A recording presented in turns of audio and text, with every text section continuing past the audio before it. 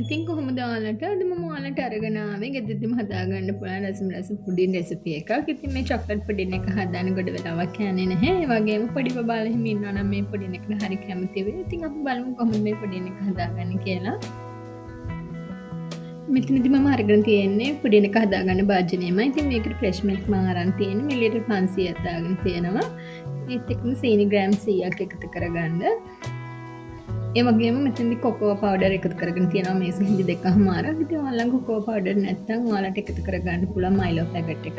ඒත් එක්කම කෝන් ෆ්ලවර් මේස හිඳි තුනක් එකතු කරගෙන තියෙනවා. ඉතින් මේ ටික හොඳට එකතු කරලා ඉන්න හොඳින් හැඳි ගා ගන්න.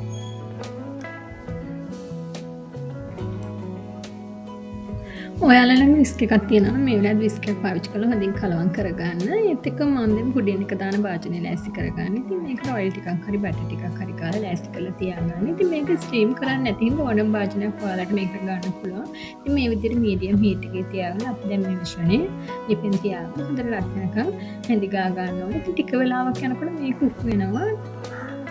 මේ බලන්න දැන් ටික ටික මේ මිශ්‍රණය උප්පේගෙන එන්නේ. ඉතින් ඔයාලට මේක හදන්න අවශ්‍ය කරන ද්‍රව්‍ය ටික මම ඩිස්ක්‍රිප්ෂන් බොක්ස් එකේ දාලා තියන්න.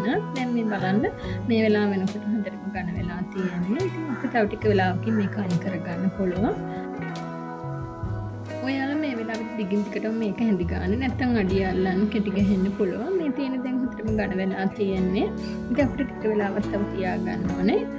ඉතින් මේ විදිහට තව ටික වෙලාවකින් බුබුලු දාගෙන එනකොට අපිට බටර් තේ හැඳක් එකතු කරගන්න පුළුවන්. ඉතින් අවශ්‍යම නැහැ තියෙනවා නම් ඔයාලට එකතු කරගෙන මේ ටික ලිපෙන් අයින් කරගන්න පුළුවන්.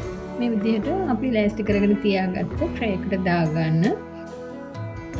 ට්‍රේ එකට දාගෙන පොඩ්ඩක් උඩ මේ විදිහට හදාගන්න. ඉතින් මේ පුඩින් එක අඩුම තරමේ පැය 6ක්වත් ශීතකරණේ තියලා ගන්න.